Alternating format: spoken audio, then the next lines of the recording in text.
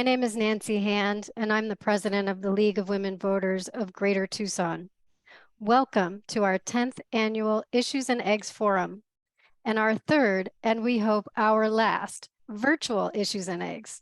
We look forward to being back in person in 2024. We respectfully acknowledge that the League of Women Voters of Greater Tucson is on the land and territories of Indigenous peoples. Today, Arizona is home to 22 federally recognized tribes, with Tucson being home to the Tana Atam and the Pascua Yaqui peoples. We also humbly acknowledge that for most of its history, our organization has not been welcoming to women of color. As our CEO of the League of Women Voters US, Virginia Case Solomon, said in 2018, even during the civil rights movement, the League was not as present as we should have been. While activists risked life and limb to register Black voters in the South, the League's work and our leaders were late in joining to help protect all voters at the polls. It wasn't until 1966 that we reached our first position to combat discrimination. Still, our focus on social policy was from afar, not on the front lines, and African Americans were shut out of the vision of the League.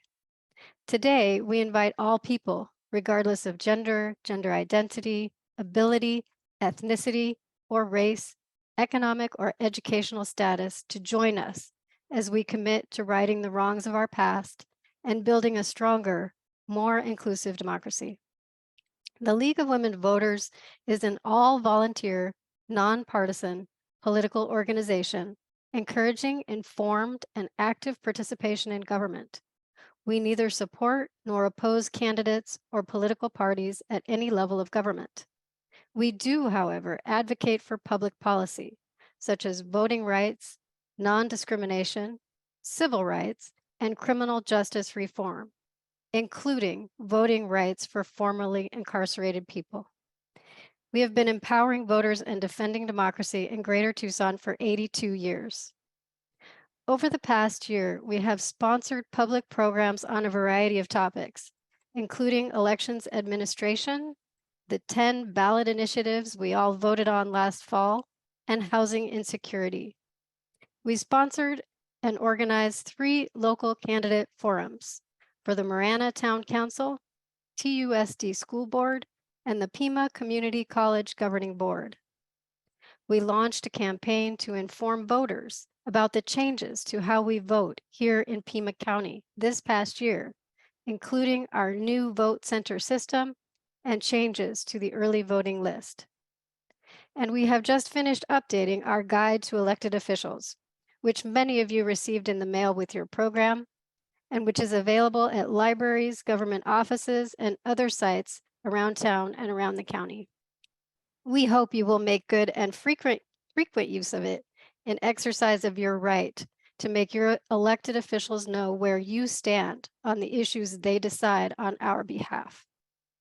At the state and national level, the League filed 48 legal actions in defense of voting rights during the fall elections, and we won 80% of them, including the very first of these court actions brought by the League of Women Voters of Arizona to stop voter harassment and intimidation at ballot drop boxes in Maricopa and Yavapai counties.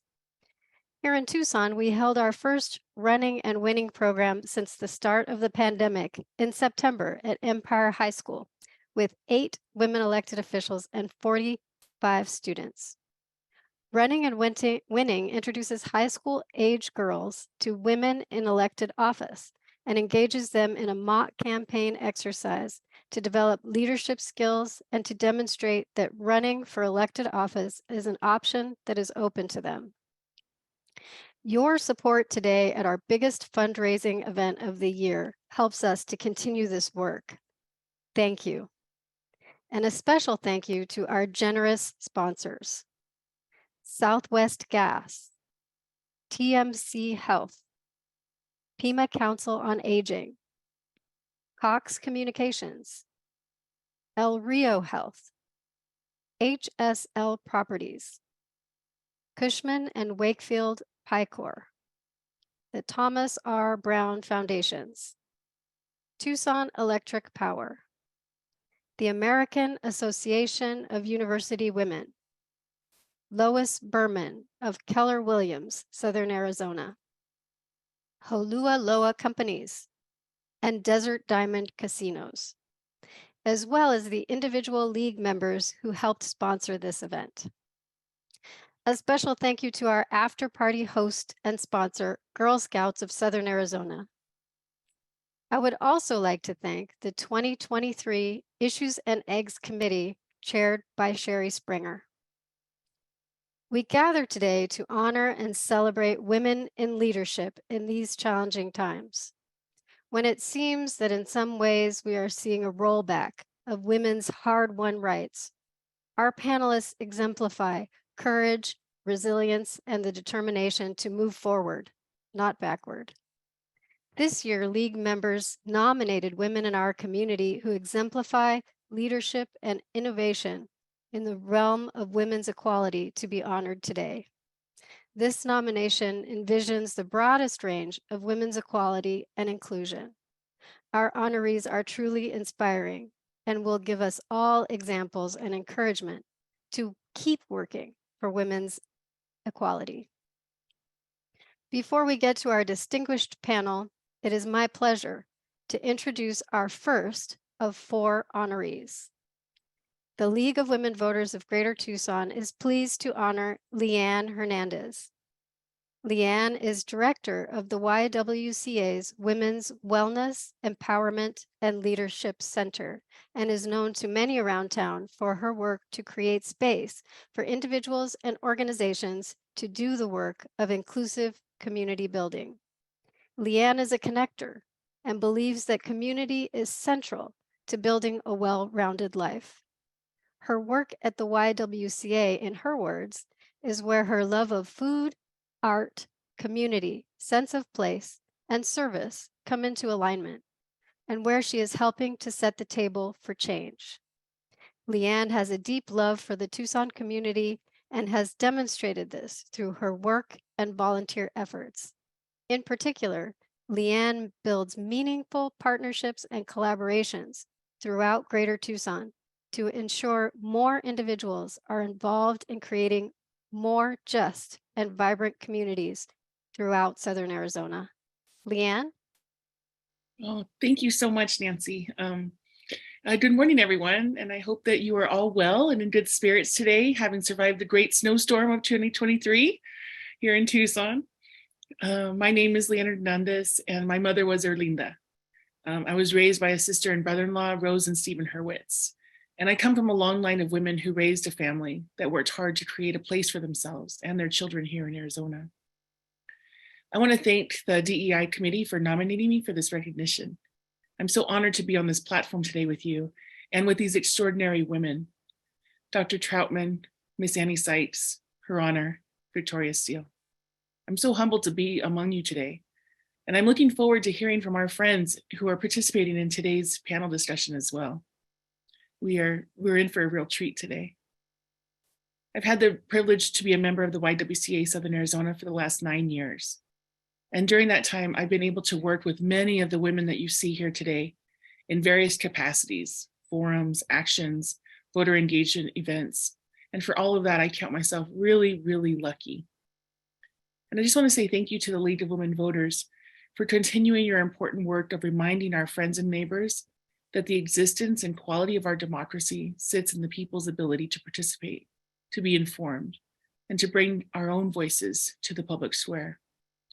And as you all know, we live in really interesting times right now, full of possibility, and also full of some sadness, I think. And so it's exactly these kind of contexts that bring about new ways of being together and creating change towards new futures. So I'm really appreciative of any space that brings our community together to learn and to develop relationships to work towards our goals. These spaces are where we remember from whence we came, and we work to undo the harms and correct mistakes. So I'm really appreciative, Annie, today, Nancy, of you voicing the concerns of the League and naming the things of the past so that we can actually address them, correct them, and move forward together in honesty and truth, right? So I'm hopeful that we can together continue to build a real ecosystem of care and concern and a commitment to inform a participating community here, because we have so much work to do together. From ensuring that we prepare for the next disease, right? Climate or intertwined crises that we'll face together. It will surely take all of us to be persistent and tackling these stubborn issues. So I'm thankful to this committee for recognizing my small contribution to our community's long line of political and social work. And I believe really, I guess I just come today to really say that I believe that we are responsible for each other. And that I was taught once by my mentor, my first cooking job here in Tucson, Joanne Schneider, that we just have to leave the place a little bit better than we found it. And so I just am so thankful for this moment and this time together. And thank you for your attention in this and this honor. And I look forward to being part of today's event. So thank you all so much. Thank you so much, Liane, and congratulations. Thank you. It is now my pleasure to introduce our second honoree, Justice Victoria Steele. Before being elected Justice of the Peace for Pima County District 1, Ms. Steele served in the Arizona State Legislature, representing District 9, as a member of the House of Representatives from 2013 to 2016, and as a state senator from 2019 to 2023. While in the Senate, Victoria sponsored a bill every single year to ratify the Equal Rights Amendment. She served on the Arizona Legislative Committee on Murdered and Missing Indigenous Women. She sponsored legislation to extend protection for victims of domestic violence by strengthening orders of protection. She also served on the board of the National Caucus of Native American State Legislators. Prior to her time in the legislature, Victoria created the Native Ways program at the Haven, a substance use residential treatment program for Indigenous women. She is known as a longtime advocate for social and racial justice. She is on the board of the National Organization for Women and is one of the founders of NOW's Tucson chapter. Justice Steele?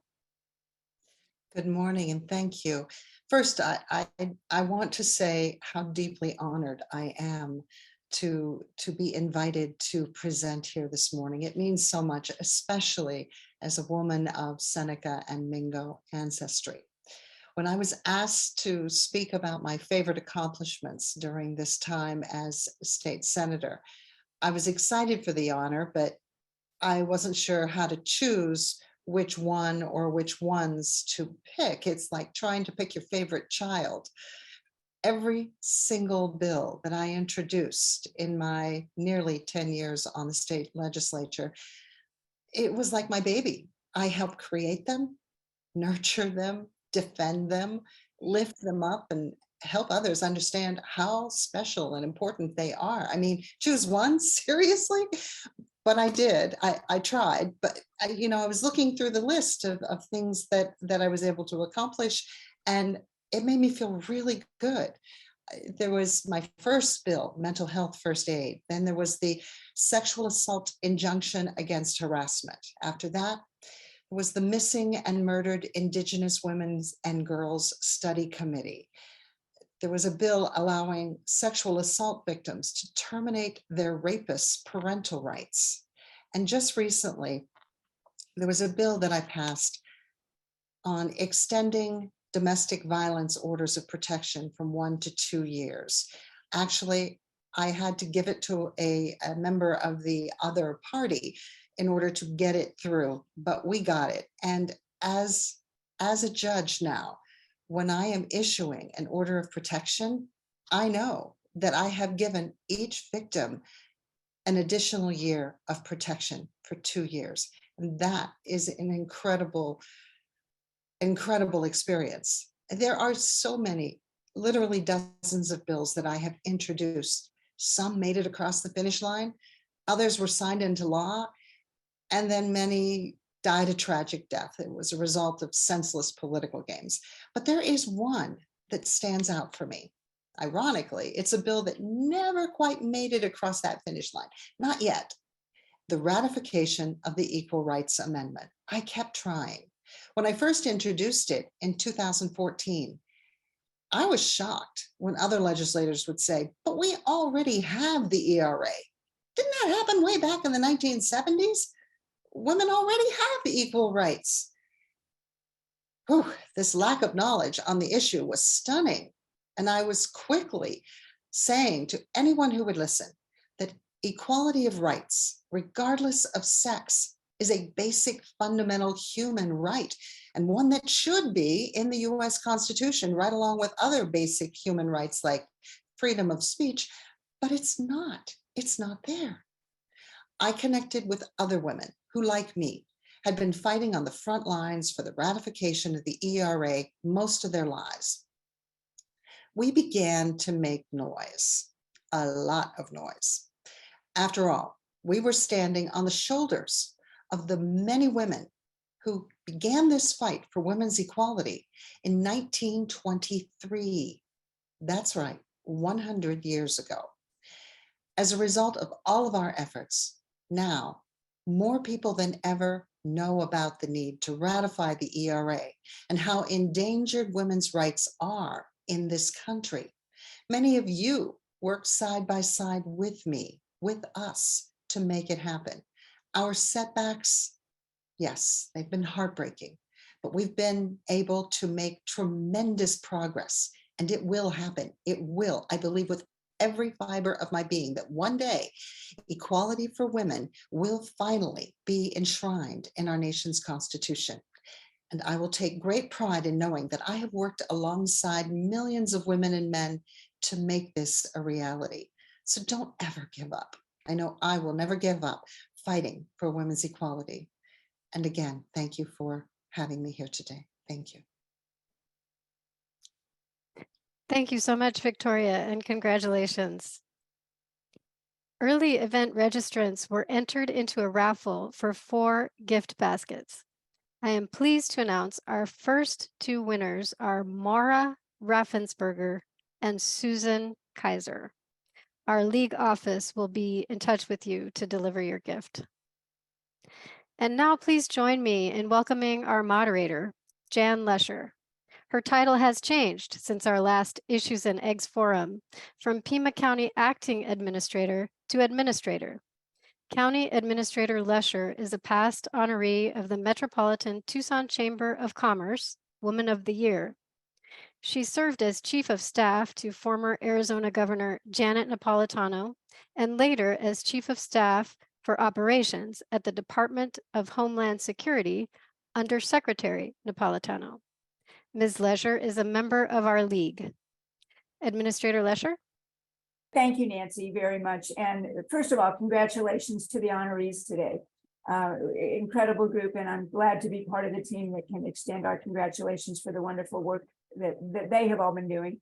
And to the league, congratulations for all of the work that you're doing to educate our community about so many important civic issues, including the work that you've been doing regarding registering folks to vote, because I think, as we all know, what's critical in what we're doing is fighting for democracy, and there's no real way to do that without getting people out registering to vote and participating in the collective effort, really, that is our democracy. So thank you.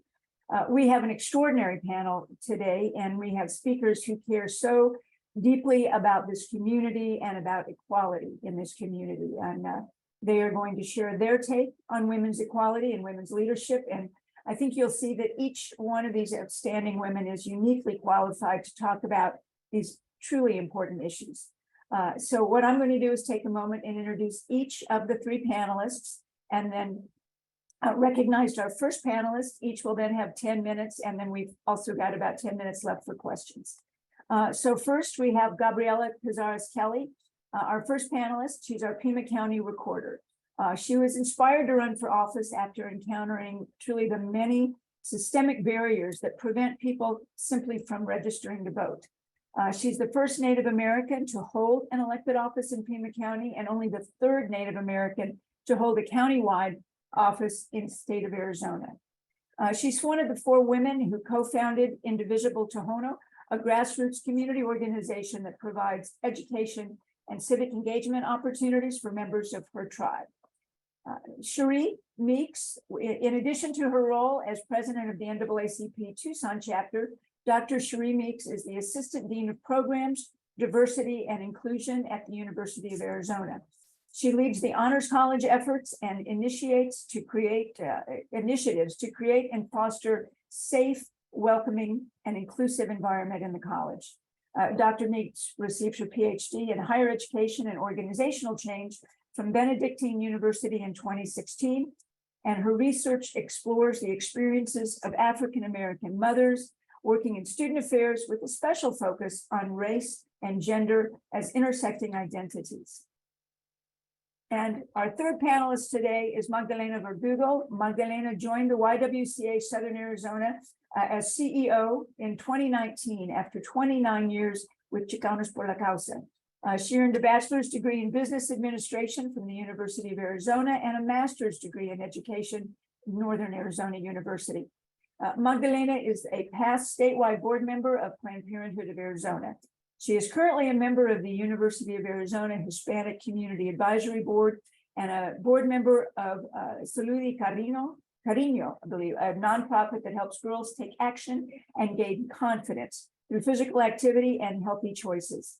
As you can see, it's an incredible panel today, and we're so honored to have each of these women with us. But we look forward to hearing from all of you. If we may, we will start with our recorder, Cázares-Kelly. Skuktash everyone. Anya Nyapchugi Gabriella Cázares-Kelly, Bismo Ochkuk Amjun, Anya Woodka Pima Chukshan Ohahandam. Good morning, everyone. My name is Gabriella Cázares-Kelly. I'm from the communities of Bismo and Coop, which are located right here in beautiful Pima County, where I serve as your county recorder and oversee voter registration, early voting, and document recording for the county. We have over 630,000 registered voters, and I couldn't be more proud to lead this office. But my journey to this office was a very non-traditional one, and it actually first started with me simply working on the Thon-Otham Reservation and encountering issues when registering voters for what I thought would be a 2-day table. That started leading me into recognizing the barriers that were being faced in the Thon-Otham community for voter registration.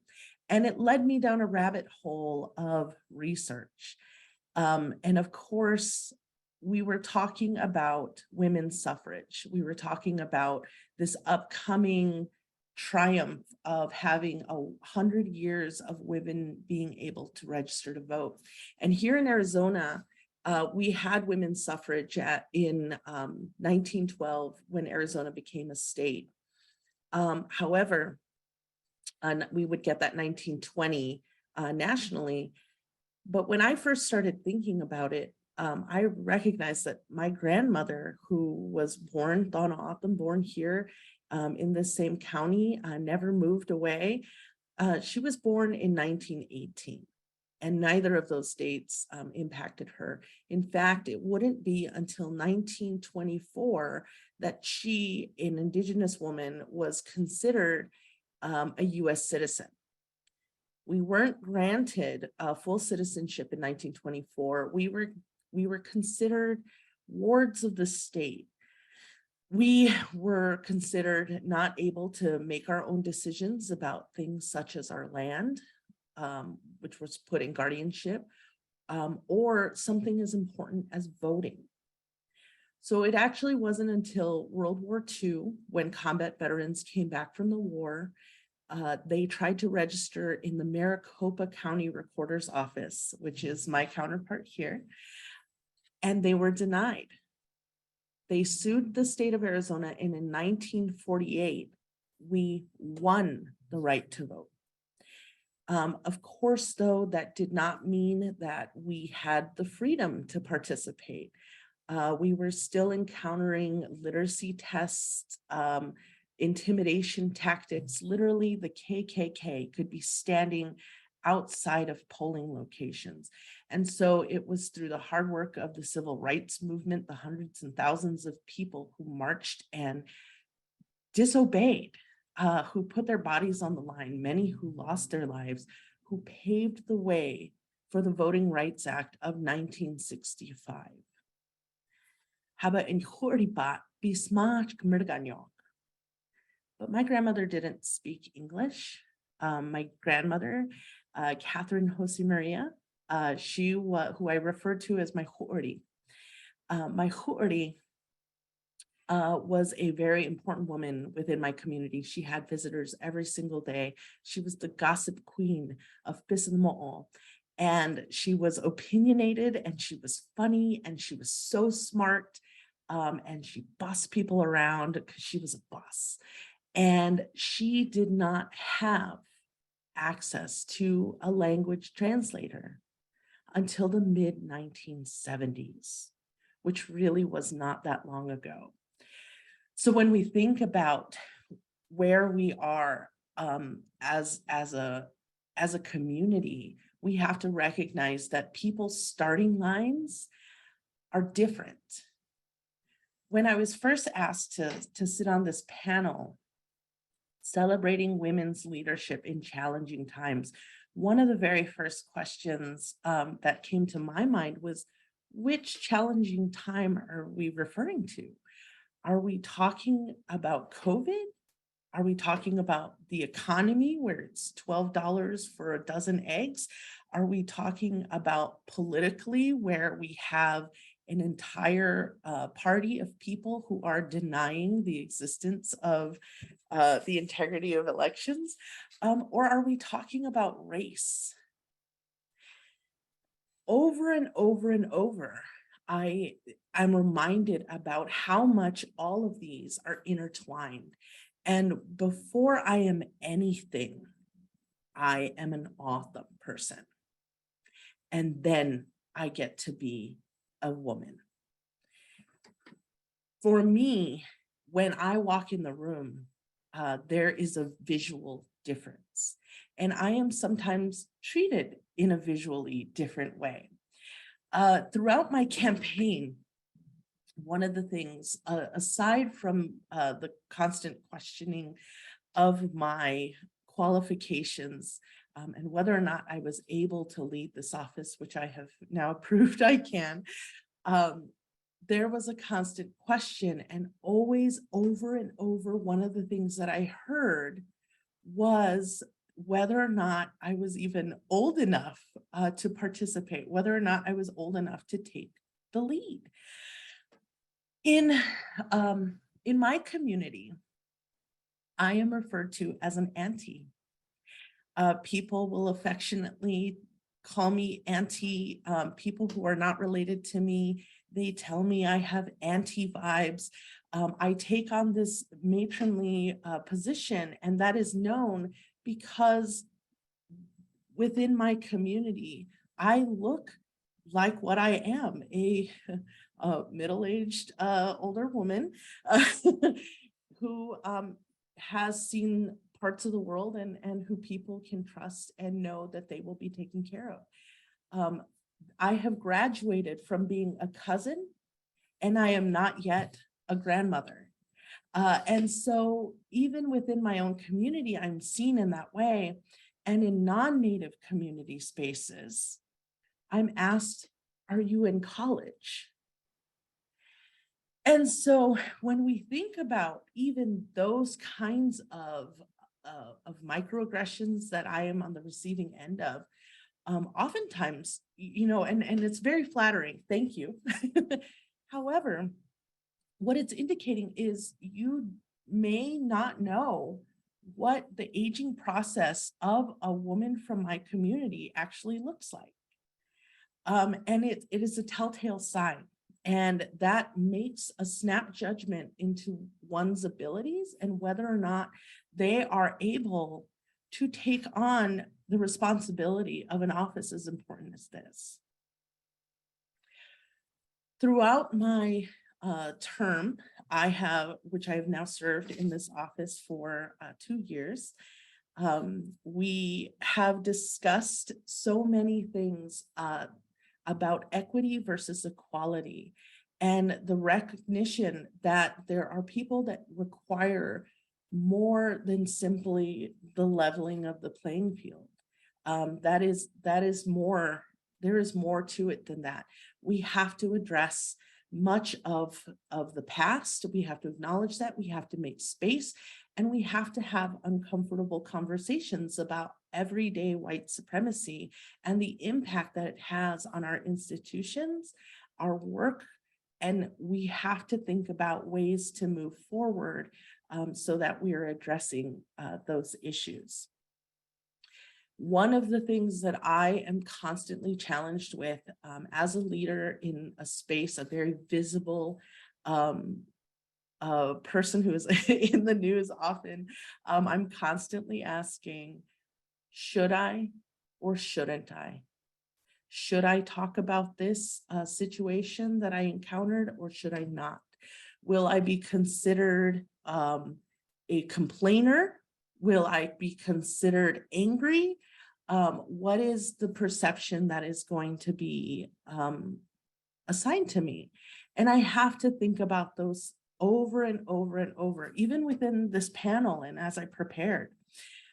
I only have a very short amount of time left to share with you all, but I want to make sure that we are aware that it's not simply enough to let us in the room where the tables are. We have to make space literally at the table. We have to, I sometimes feel like we've been let in the room, but we haven't been given a chair. And we have to figure out how to do that. And so I really appreciate the League of Women Voters for this very diverse panel and bringing us all together so that we can share our words with you. Thank you. Thank you very much, Recorder Cázares-Kelly. And I know that at the end we will have, I think, about 10 minutes for questions. So I'm sure people will be coming back to you then at that point. Dr. Meeks. Good morning. Thank you all so much. Thank you to the League of Women Voters for this invitation to speak with you this morning. I'm gonna just jump right in. When I think of this theme, women's equality, celebrating women's leadership in challenging times, I have to say I'm trying to think of a time similar to Gabriella when it was not a challenging time for women. And I was having a hard time with that. So, and I woke up this morning really thinking about this presentation and what I would say and tried to think of some really inspiring words. But I have to admit that there was a weight that I have felt and I still feel now as I'm speaking to you. As a woman, as a leader, I have faced challenges on a regular basis. And the sad part is that I almost come to expect these challenges. I just expect it. I've been taught to expect it. I've been taught that it's going to come. The challenges will be there. You just have to figure it out. I've been taught that what I bring to the table is not valued in the same ways that my male counterparts are valued. I just heard recently on the news, I think it was yesterday, that in a recent study, women earned 82% of what men earned. And when you add other identities such as ethnicity or ability, it is even less. So to me, this is a challenge. When we think about all the other challenges in the world, pay equity is incredibly important because our finances impact a whole lot of other things. So we need to be thinking about that. And so this topic is really heavy for me, but I'm grateful to talk about it. First, I just want to share with you a little about my role as a president of NAACP-Tucson. This is the oldest civil rights organization in the United States. It has been around since 1909. I know it's too early in the morning to be doing math, so I'll just tell you that's 114 years that we are celebrating. And just historically, some people don't know this, but in 1908, there was a deadly race riot in Springfield, Illinois. Lynching was commonplace. There were eruptions of anti-Black violence. It was frequent. It was deadly. And there was a small group of white liberals who issued a call for a meeting to discuss racial justice. And there were about 60 individuals who came together to sign the call. 7 of those 60 were Black, and they did include women that I believe are powerhouses, such as Ida B. Wells and Mary Church Terrell. So although the organization was created to fight against discrimination and oppression that impacted Black folks, it was created by a multiracial group of people. And I think that's important to note when we think about NAACP, because oftentimes people just think about that C. And of course, language matters, and knowing, the times, that was the language that was used. But our mission is to achieve equity, political rights, and social inclusion by advancing policies and practices that expand human and civil rights, eliminate discrimination, and accelerate the well-being, education, and economic security of Black people and all persons of color. Y'all, this is not light work. We do not advance, move forward, make progress, or thrive without intentional leadership. And many times it is women who are at the forefront of making these things happen. And so I want to speak specifically about Black women. Black women are heroic leaders. I am a Black woman.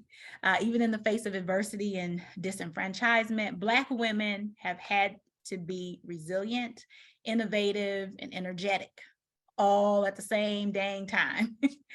We lead in many arenas. Ketanji Brown Jackson became the first Black woman to serve on the U.S. Supreme Court. Shalonda Young became the first Black woman to head the United States Office of Management and Budget, very important role. Maya Angelou, first Black woman on a U.S. quarter. Very excited to share that with my daughter when we saw that.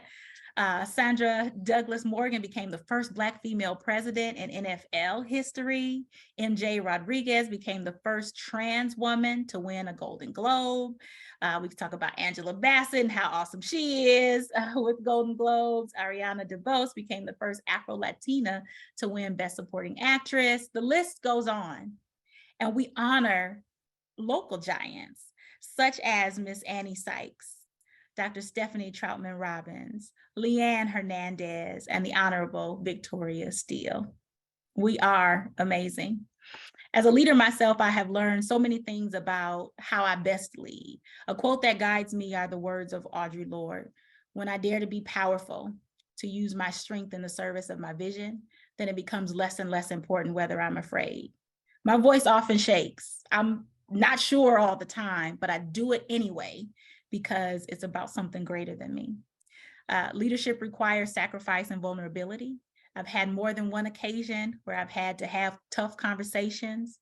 I've had to hold people accountable. I've had to deliver unpopular decisions, and I've even had to be the one to make final calls on decisions and hold firm to that, even if I was questioning myself. What I've unfortunately found is that women are not always kind to one another. Let's talk about the hard truths. I'll say that again. We are not always kind to one another. As much as we say we support one another, I've experienced judgment, behind the scenes chatter, lack of support, outright disrespect. And I want to encourage us, if you take nothing else from all these random things I may say in the next few minutes, let's support one another, even if we don't agree, because we're not always going to agree on things, how to accomplish our goals, but let's respect decisions and support one another so that we're not part of the problem and part of helping things crumble if that should happen. So I also serve as the Assistant Dean for Programs, Diversity, and Inclusion in the Franke Honors College at the U of A.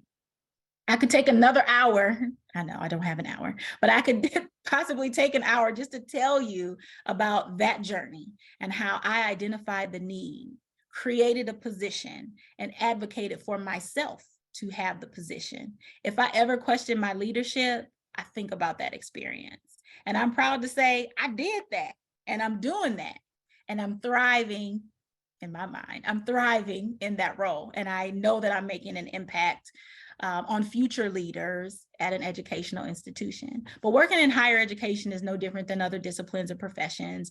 And so my research has included African-American mothers in higher education, but things I learned, things I knew, things that were reaffirmed are applicable for Black women in particular in any profession. And so I want to share with you some of the emergent things that came from some of my research that maybe some of us have experienced. And I just want to kind of talk through those when I'm thinking about leadership. These are all things that I've experienced, and perhaps you have in some way or another. Mommy guilt. as female leaders, you know, we miss out on things.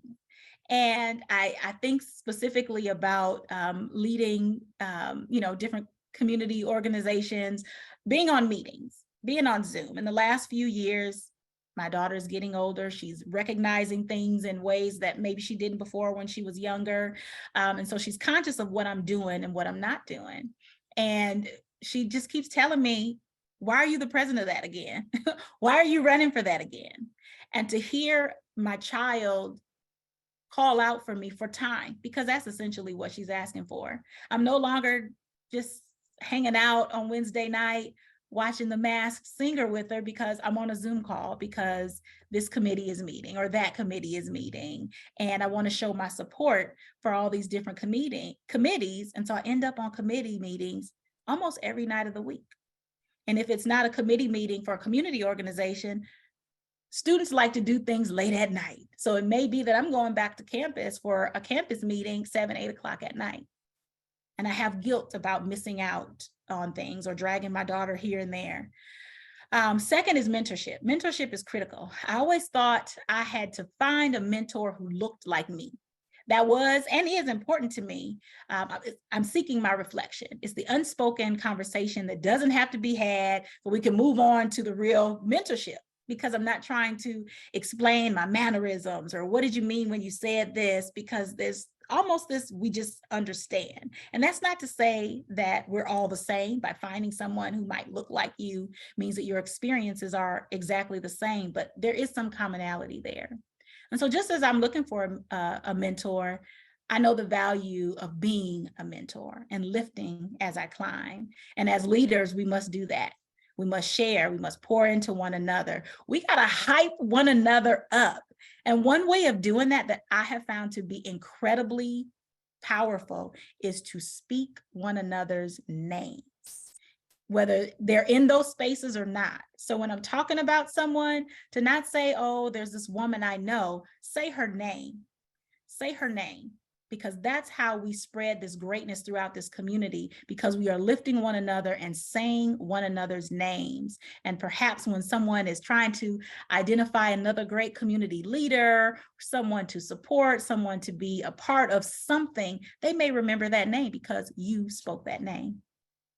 The third one is one I think about a lot. It's the idea of being an outsider within. So as a leader, I feel like, yeah, I'm within, you know, I'm invited to spaces, I get to show up. Some would say I've made it, you know, but I've been thinking about whether or not I'm truly included. I'm at the table, but is anyone asking for my opinion? And if they do ask and I share, and are they really hearing me and truly considering my contributions? Sometimes, but not always. So we have to do more than create the illusion of inclusion. And this is the work of leaders. And finally, you know, I'll share something that's not likely new to Black women in particular, is having to work harder and do more for respect.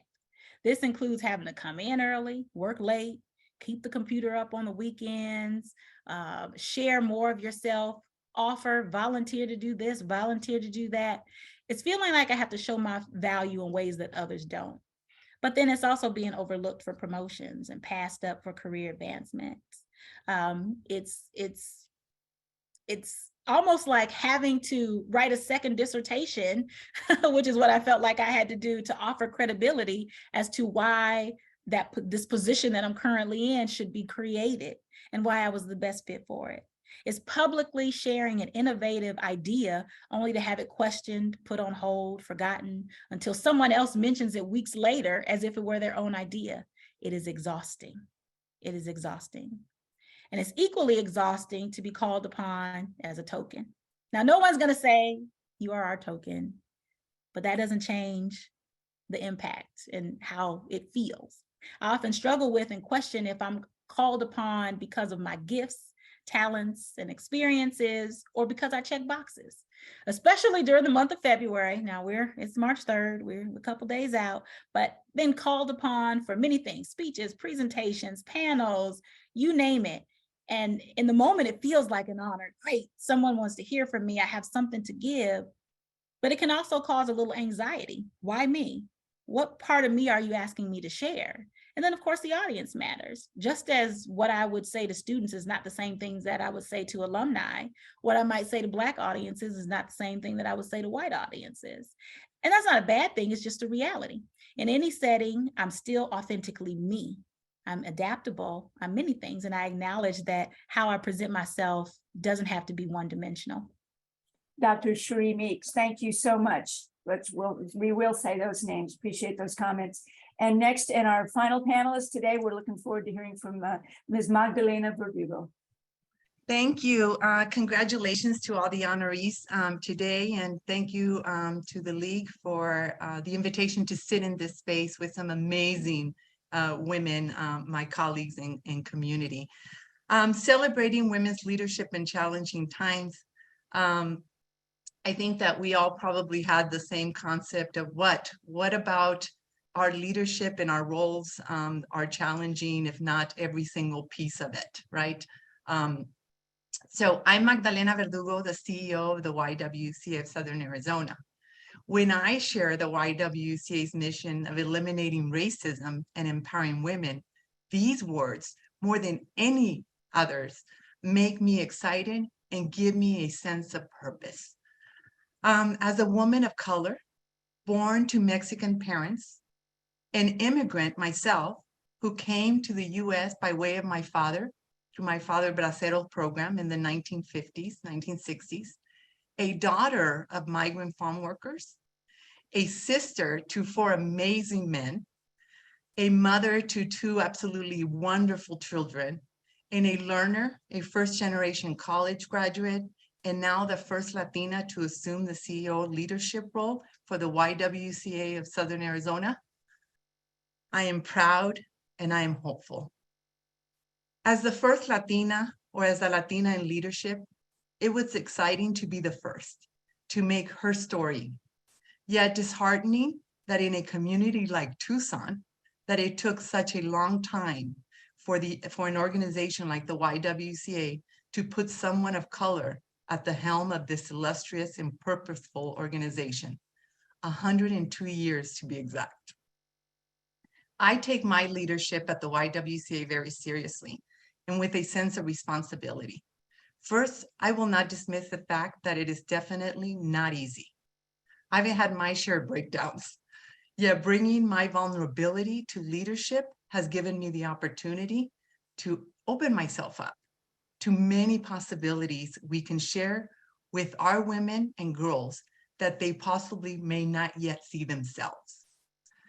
We have heard it's lonely at the top, and I feel more so as a woman and as a woman of color. I experience many microaggressions, as my colleagues have shared. We're confronted with them on a daily basis. And sometimes they're very overwhelming. In my family, I am respected for being a woman, for being the oldest, for having broken down many barriers to get to where I'm at. Although my mother still questions what I do, doesn't quite understand what exactly I do. Yet in my community, I'm questioned on whether I can manage it all. I'm often asked if I'm often told that I have an accent, possibly as a way to let me know I'm not understood. It would be nicer if solidarity existed for all women. And that is one of my missions, to create the spaces, networks, to empower our women to lean on each other and to build each other up. I believe there is enough of everything to go around.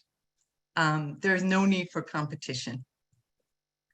As a woman of color, we work harder. We are asked to take more of the load, and we do.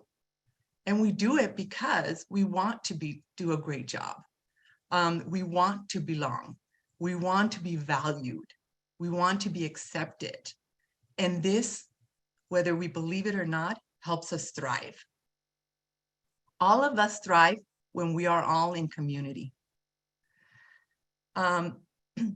We need to support each other, lift each other up as women. We must and need to step in to lift our sisters up when we can. My vision for the YWCA of Southern Arizona is to build the organization to become the top of mind resource for women in our community. I want women to know and trust our organization, and for them to see the YWCA as the organization of choice for meeting the needs of women from all backgrounds and perspectives, and to do this in a transformative way that empowers women towards economic advancement, community leadership, health, wellness, and self-sufficiency. Inequities in the workforce and in leadership exist. Who are we fooling? I have lots of feelings about this.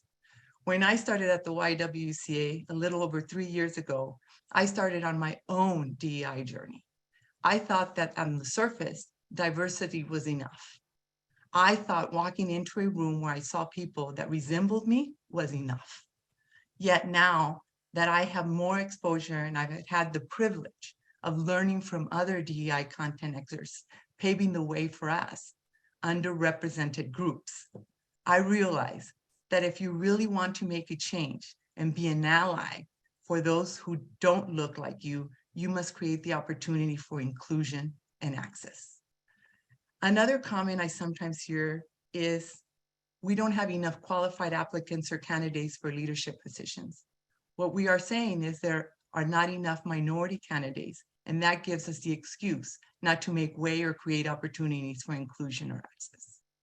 Leadership to me means creating those opportunities, learning how, and acting. I have the platform and grateful that the possibility was seen in me. I see the many possibilities in the team I have been able to build at the YWCA, a team of amazing, powerful, smart, knowledgeable, wise women and men who see the possibilities. When we are speaking to our DI work, you need to define what it means to you. If you can't define it, you can't change it. And you sure as hell can communicate your commitment to it. It's important to recognize where you are on this DEI journey and leadership journey. Don't be afraid to look at it, at all of it, yourself, your organization, and become an ally.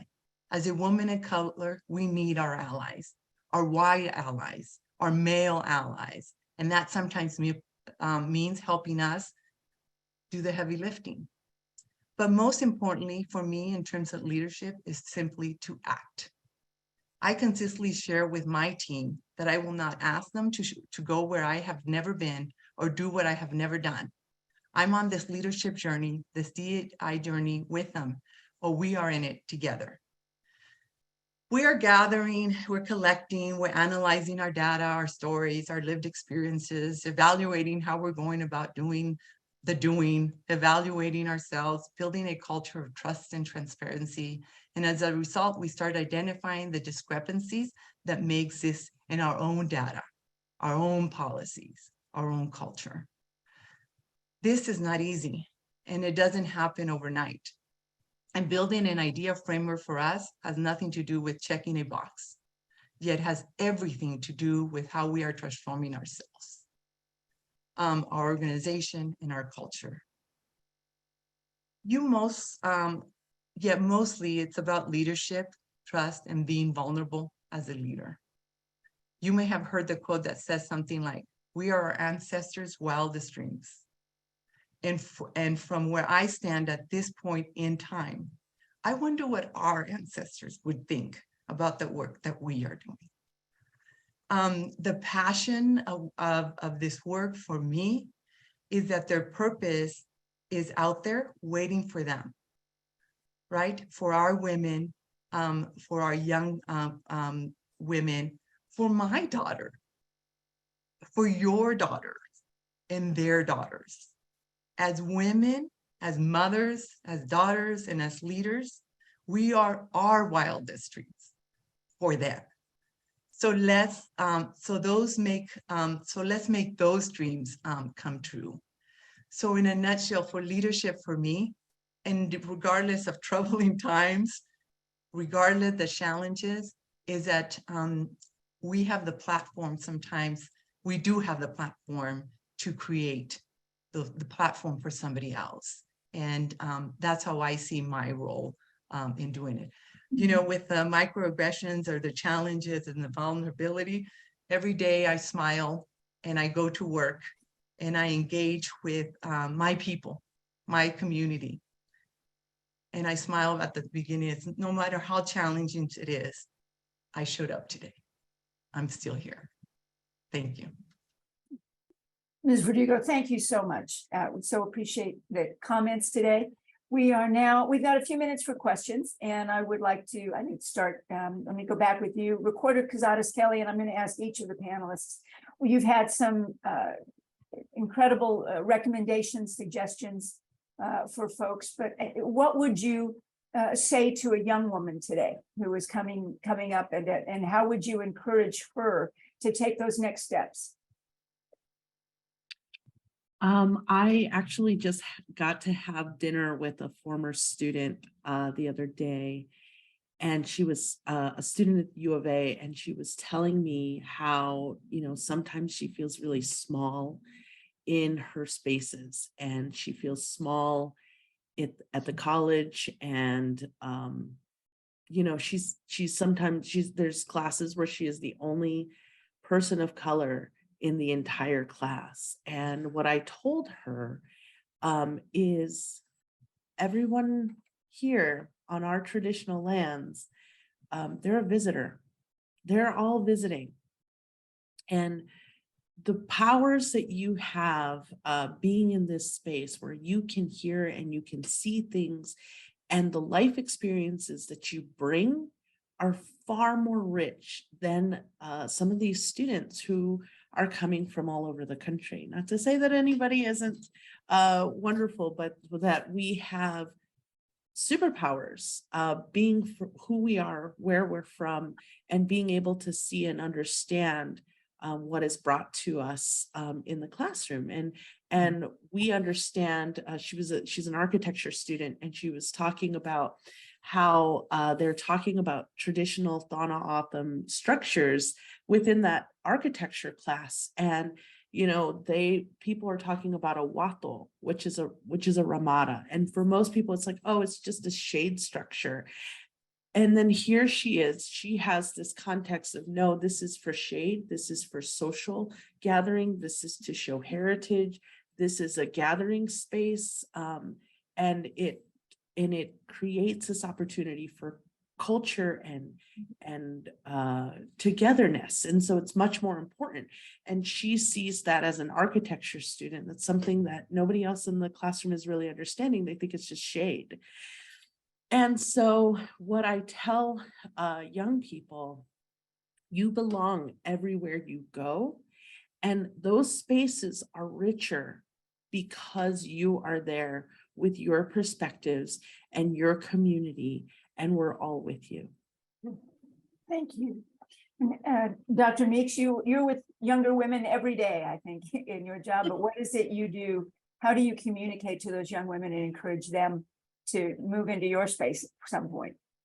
Well, you know, since I work with a lot of young people, and they, you know, it's all about social media and music and movies and things like that, I try to make sure I know what's going on so that I can refer to those things. And so one thing that I like to tell students, and I just did this recently with a group of students, is I want to encourage them to be who they are, and to remind them that they get to decide who they are.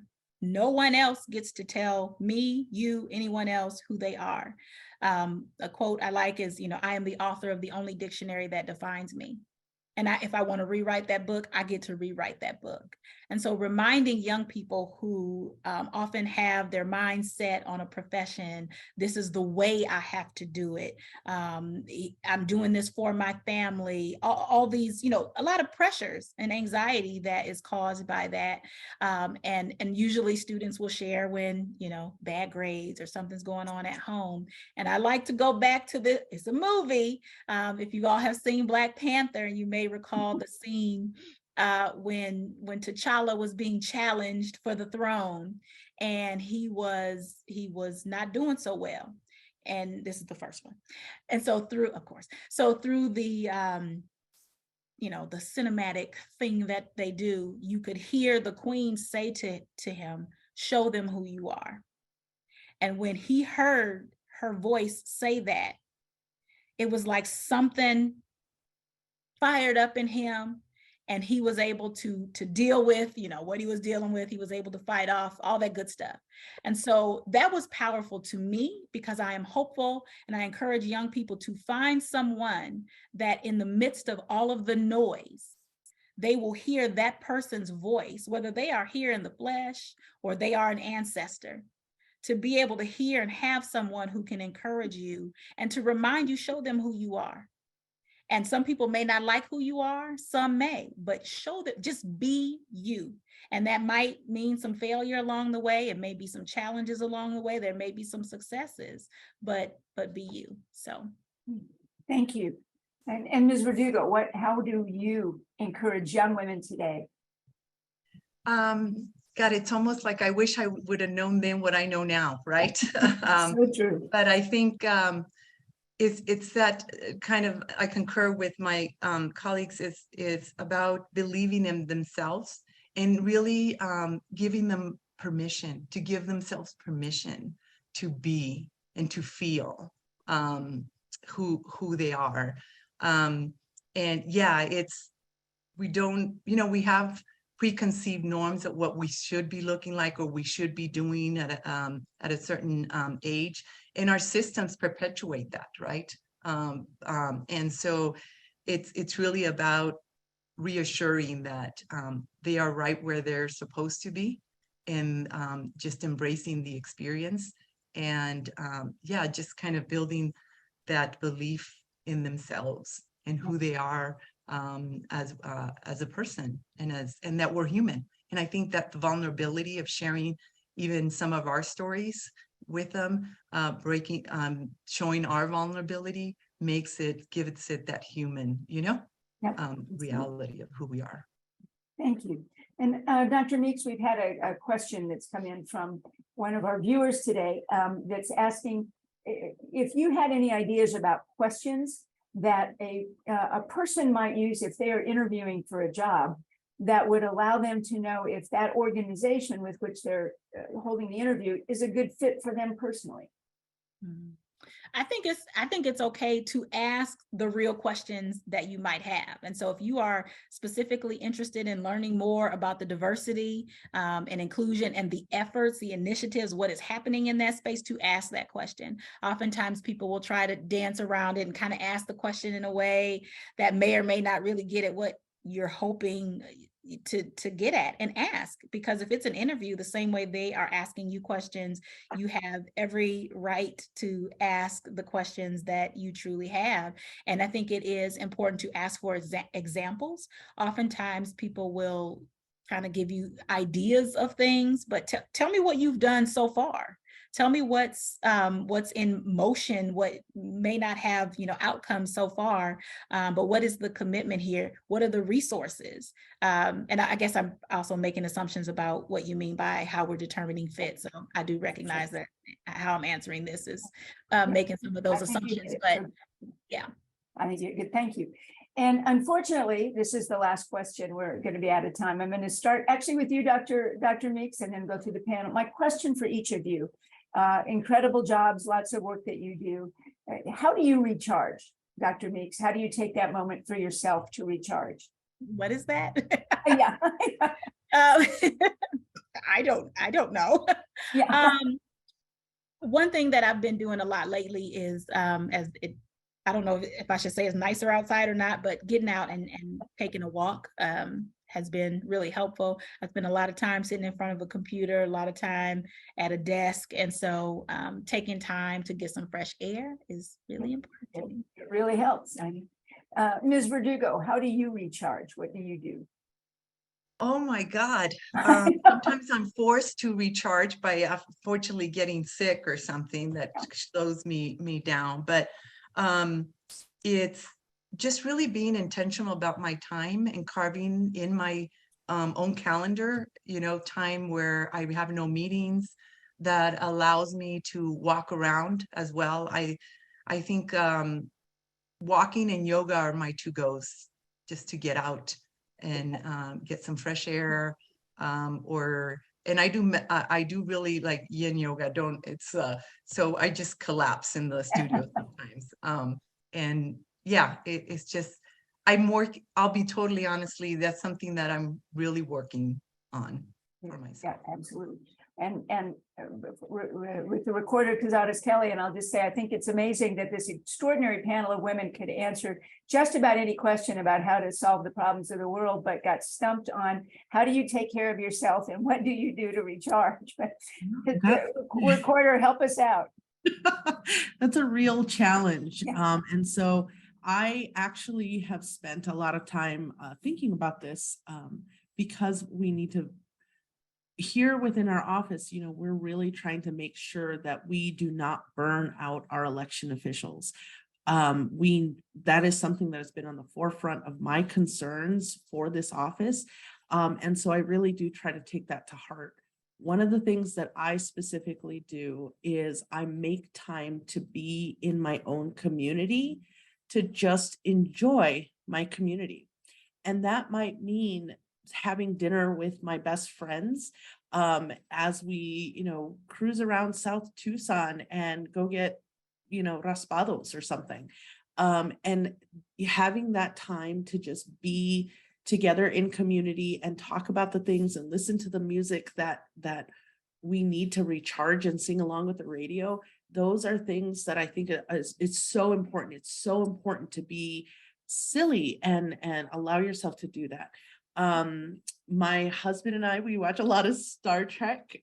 We make sure that we're really up on, there's so much new stuff coming out. But we were intentional about making sure that time is for us, or making sure that we have time for lunch dates or things like that. It's not always possible. It is really hard.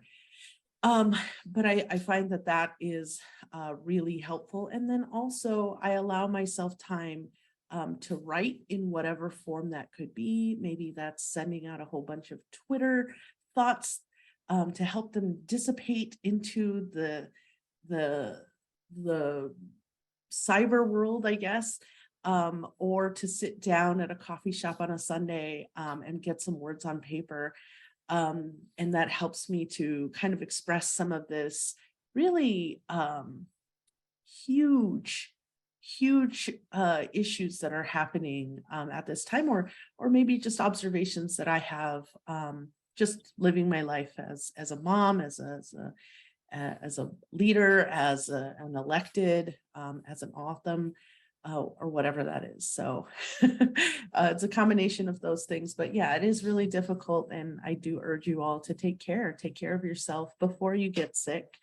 That doesn't count when you're out of the office and you're sick. That does not count.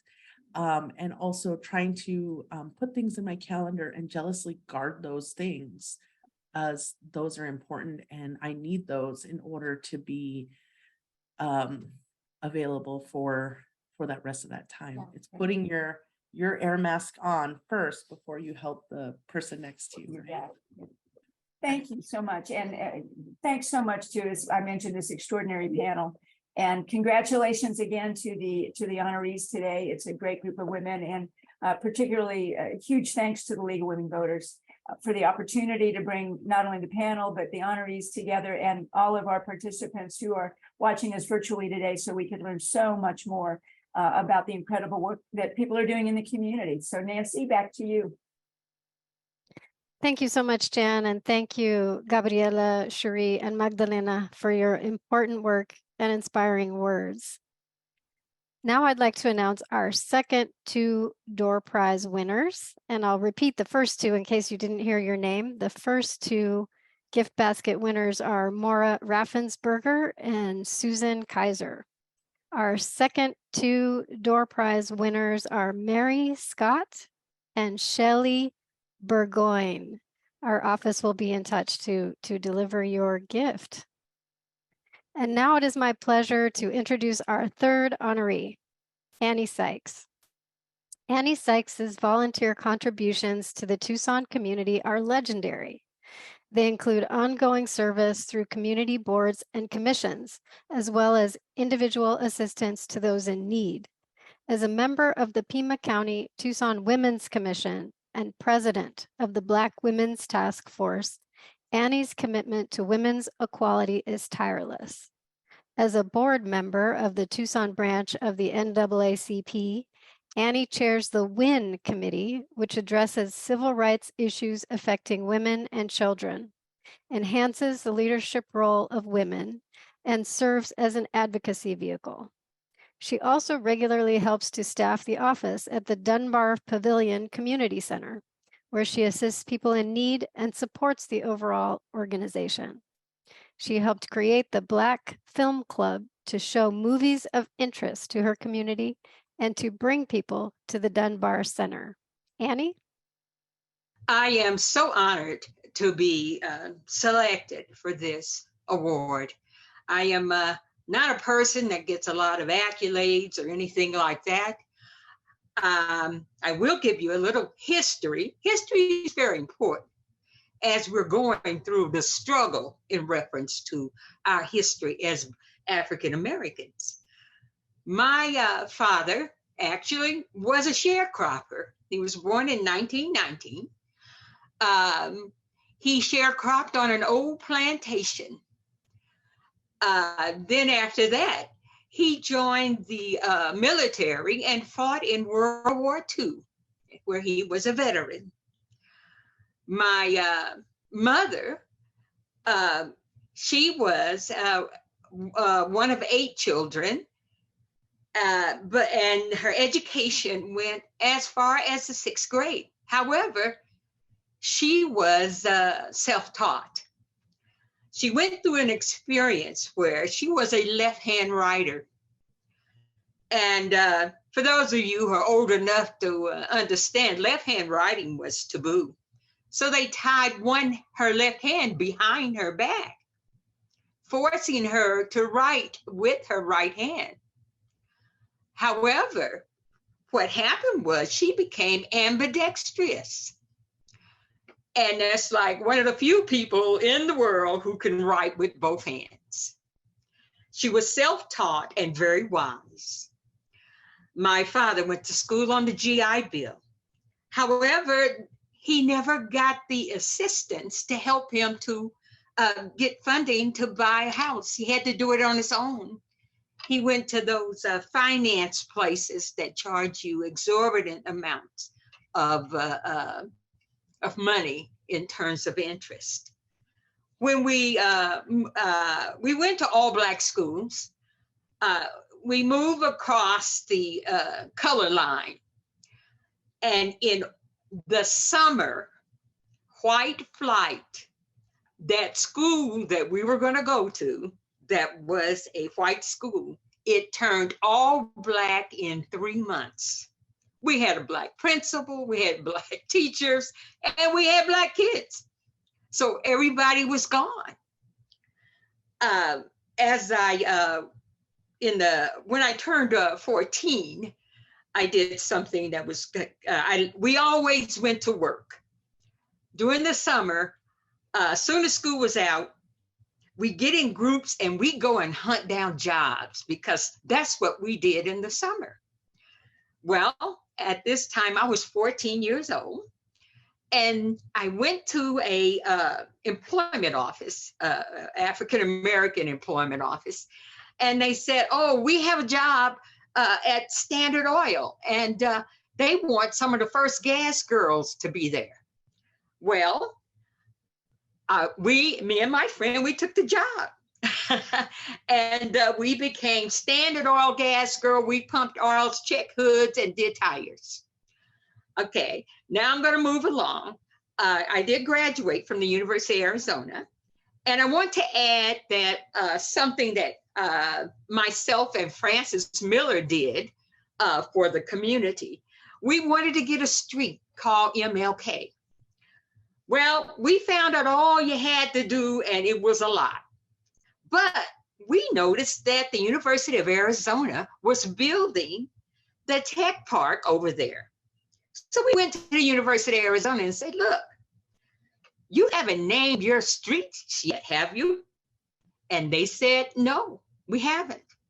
So we dealt with them and finagled around, and we got MLK Street off of 36th Street in the tech park by negotiating with the University of Arizona. And at that time, we were with the NAACP, but it was Francis Miller and I who took care of that. I also was with the University of Arizona Black Alumni. We started the University of Arizona Black Alumni. It wasn't always there. That was in the 1980s. And I am going to be contributing information to the African American Museum that's there. And I just want to say one last time, thank you. It's been a privilege to be in this community. I also have worked with Liane and the Women's Equality Committee. Thank you. Thank you so much, Annie, and congratulations. And now we will hear from our fourth and final Issues and Eggs honoree 2023, Dr. Stephanie Troutman-Robbins. Dr. Stephanie Troutman-Robbins is a Black feminist scholar, mother, and first-generation college student. She is the department head of Gender and Women's Studies at the University of Arizona and associate professor of emerging literacies in rhetoric, composition, and the teaching of English.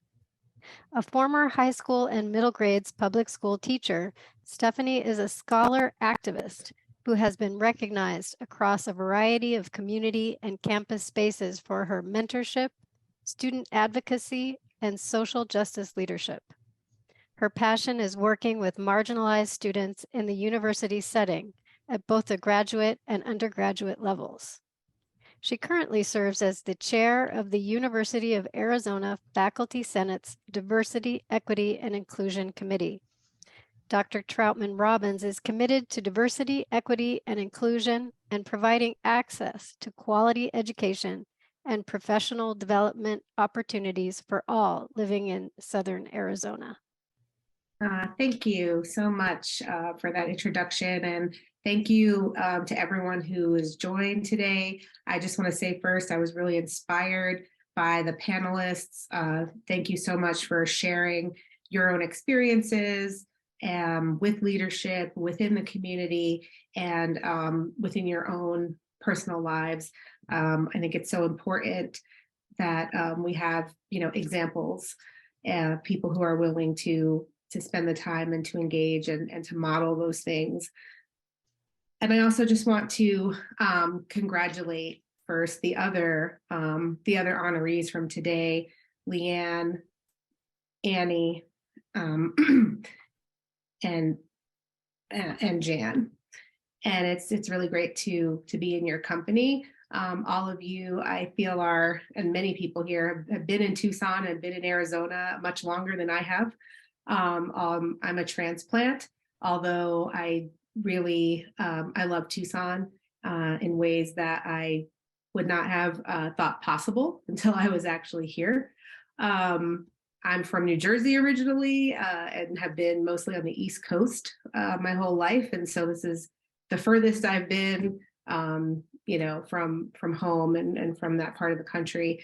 And really, the Southwest is very special to me. The communities here that I'm able to be a part of and engage with in K-12 schools, in different settings across campus, are really special and are very important to me. For myself, I am a first-generation college student, and I am a mother of 3 during my time in grad school. My 2 older children were little, and I feel like I always had passionate ideas and opinions about things, but and always had a passion for fairness. And it was really, though, in graduate school that I became more active in across a number of issues, just trying to help other grad student parents have resources and have access to early childhood, being part of campaigns and initiatives to bring more funding to early childhood in the Pennsylvania area. I was fortunate because my children were able to attend a daycare that was on the campus of Penn State. And I still feel very strongly that the University of Arizona needs to commit to having campus-based childcare. And so that's something that, over the years of being here has really come up.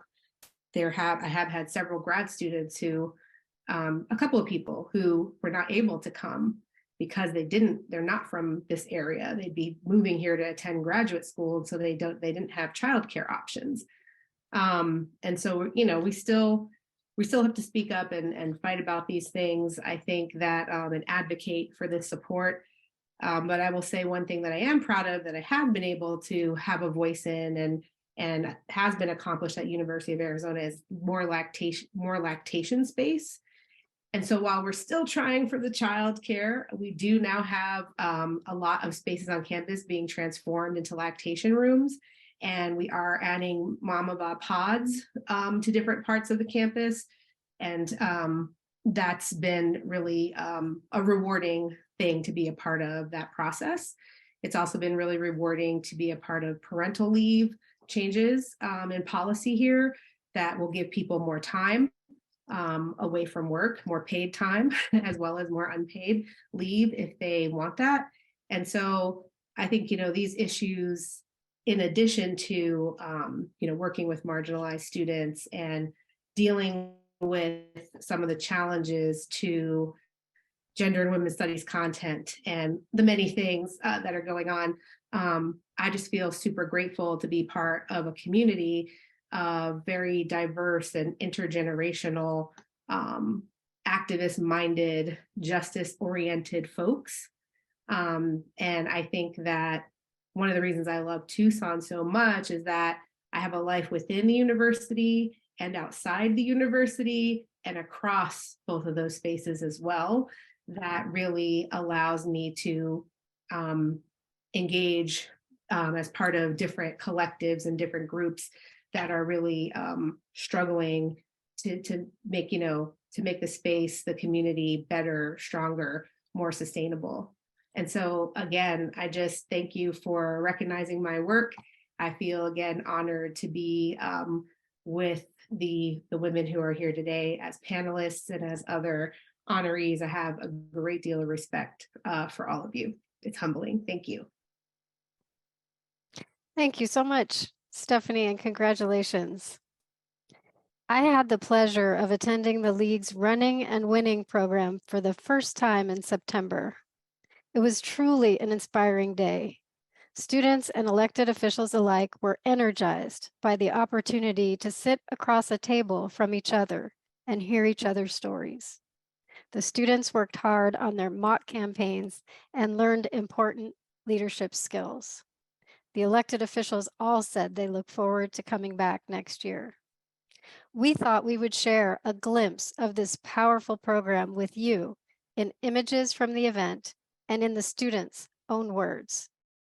After a 2-year pandemic hiatus, Running and Winning was back in 2022. Held at Vail High School on September 1st, 45 students and 8 women public officials and candidates participated in a full day of interactive activities and a mock campaign exercise designed to teach young women leadership skills and to encourage them to imagine themselves in public service. This is what they had to say. Thank you. This was an amazing experience, and I am so grateful. I hope to be just as strong and powerful as you all. Dear League of Women Voters, thank you so much for this amazing educational experience. Being able to talk to women with real-world experience in state government has been an eye-opening experience. I am honored to have participated in Running and Winning. Dear League of Women Voters, thank you so much for allowing our school and young women to participate in Running and Winning. It was an amazing program that taught me so much about my leadership abilities and opened my eyes to a new career field. Thank you so much for all of your time and effort to share your stories and inspiration. So many younger girls look up to you, including myself.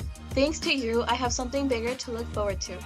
The future is better with us, and you have given me motivation to have a voice. Thank you all for coming and giving us such a unique experience. I loved speaking to all of you. You are a true inspiration, and I am so grateful for every single one of you. Please keep inspiring the young girls in your community. Thank you to our running and winning co-sponsors, the American Association of University Women and the YWCA Southern Arizona. And thank you, Issues and Eggs corporate sponsors and attendees.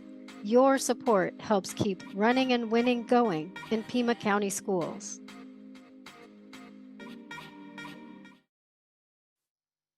Makes me want to go back to high school.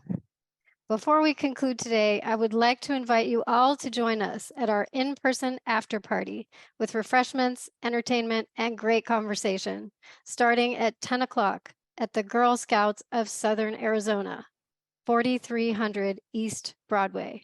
It's sure to be a good time.